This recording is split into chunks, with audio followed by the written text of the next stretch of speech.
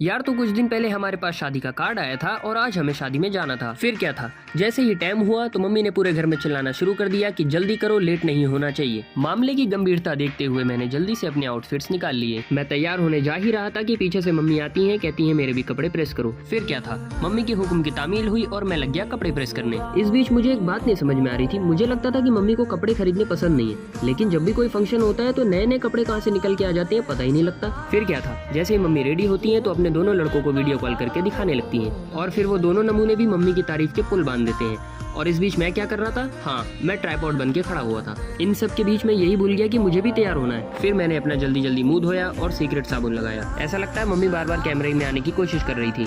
मैंने सोचा था कि आराम से मैं तैयार होऊंगा, लेकिन मम्मी ने अपने इतने ही काम बता दिए कि मुझे तैयार होने का टाइम ही नहीं मिला और अब कैमरे के आगे से निकल के जा रही है। अरे यार, फिर मैंने जल्दी से शूज पहने और जाने के लिए तैयार हो गया। और वेडिंग वाइब्स के लिए परफ्यूम कंपल्सरी होता है। मैं परफ्यूम लगा ही रहा था कि मम्मी ने मुझे दूर से देख लिया और खुद भी परफ्यूम लगाने आ गई।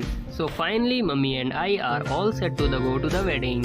तो यार यहाँ पर सीन थोड़ा अलग हो गया है। मम्मी बैठी है बाजी के यहाँ और मुझे भेजा है बहुत जरूरी काम से। और वो जरूरी काम ये है कि ये जो ऑरेंज कलर की पोटली दिख रही है इसे मुझे खाला के घर पर डिलीवर करना है। एज अ डिलीवरी बॉय मैं खाला के यहाँ पहुँच गया और सक्सेसफुली पार्सल डिलीवर हो गया। फाइनली मैं यहाँ से फ्री हो गया। अब मैं बहुत जरूरी चीज लेने जा रहा हूँ। जैसा कि आप सब जानते हैं, अगर वो चीज मैं नहीं ले गया तो लोगों की नजरों में हम खटकने लग जाएंगे और वो जरूरी चीज है ये। अगर मैं सही हूँ तो कमेंट करना।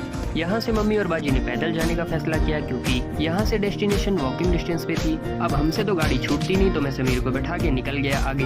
चमचमाती हुई लाइट दूर से दिखाई देने लग रही है। सो फाइनली हम लोग एंट्री करते हैं। घर वालों के साथ अगर शादी में जाओगे तो वेटर बनना ही पड़ता है। सारा खाना मैंने ही टेबल पर लगाया। मम्मी जान पहचान वालों से मिलने में बिजी थी और इस मौके का फायदा मुझे पूरा मिला और मैंने अपना काम करना शुरू कर दिया। ये जो स्वीट मैं खा रहा हूँ इसका नाम घेवर है। एंट्री करते ही मेरी नजर इसी के ऊपर थी। तो यार मैंने तो पेट भर के खाना खा लिया है। मम्मी मिलने में बिजी थी इसलिए वो अभी भी खाना खा रही है। मैंने फुसफुसाते हुए मम्मी से कहा कि काम हो चुका है, यहाँ से कट लेते हैं। तो मम्मी ने अपना खाना फिनिश कर लिया। मैं तो बस इधर उधर देखते हुए यही सोच रहा था कि कितनी जल्दी यहाँ से निकलूं। अरे ये क्या, मम्मी स्टेज की तरफ क्यों बढ़ रही हैं? हाँ अब याद आया, हमने जो खाया है उसकी फीस कौन भरेगा। मम्मी को स्टेज पे बुलाया गया था तो पीछे पीछे मैं भी भाग कर चला गया। मौके का फायदा देखते हुए मैंने पोजिंग करी और फोटो वगैरह खिंचवाई। अब आप लोग सोच रहे होंगे मेरे मुंह की 12 क्यों बजी है, तो भाई मेरी मम्मी ने मेरी ड्यूटी लगा दी है कि सभी लोगों को एक एक करके घर पे छोड़ना है। अब जाके मैं सारे काम से फ्री हुआ हूँ। अब भाई मुझे किसी भी तरह करके घर जाना है क्योंकि भाई मैंने जितना खाना नहीं खाया ना उससे ज्यादा की मेहनत कर ली है। यस, तो अब मैं आ गया फाइनली घर पर। जब आप थके हो तो घर से अच्छा कुछ नहीं दिखता है। यार तुम लोग एक काम करो, चैनल को सब्सक्राइब करो जिसके पैसे नहीं लगते, और लाइक करो और कमेंट भी करना। भाइयों तो अब मैं जा रहा हूँ सोने। मिलते हैं नेक्स्ट व्लॉग में, तब तक के लिए बाय।